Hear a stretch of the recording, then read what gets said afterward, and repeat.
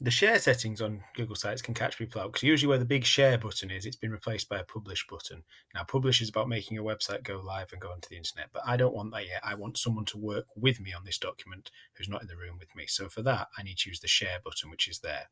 Now, sharing is not about sharing your published site, it's about getting collaborators involved with it. So at the moment, I am the owner of the website and I'm the only person who's allowed to be involved with it. This is the standard template for sharing within Google Apps. So I need to just add the person. So I'm going to add Jay Walker, type their name in, it auto-fills at the back end. They're in my organization, it's nice and easy.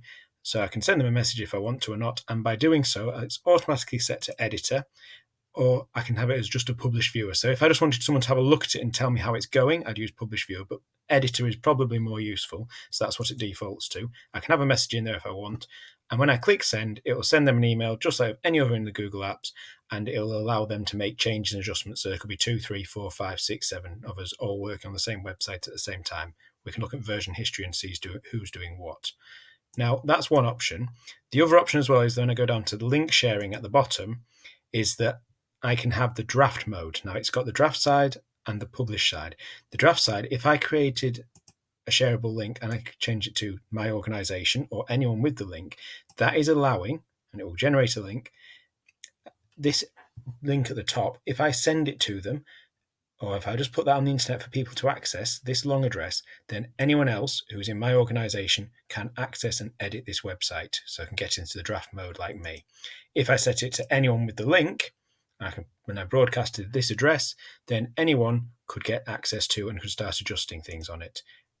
Now, I'm going to get rid of that. I'm going to take it back to restricted because I think that makes more sense. So I can share the editor mode with anyone I want. I could either share it with directed people or I could create a link to share it.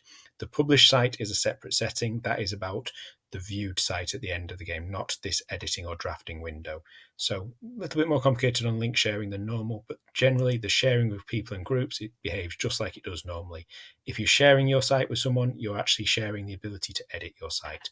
Worthwhile remembering that distinction if you want to get people involved. You can't just publish it to them. You need to share them in if you want them to do things and work with you. Final options, just in the cog, we can control if they can add new people or not. So if you want to keep it in-house or with only a few people, maybe knock that one off. Because an editor is not as powerful as an owner, and you retain ownership of the website even if you let someone else in.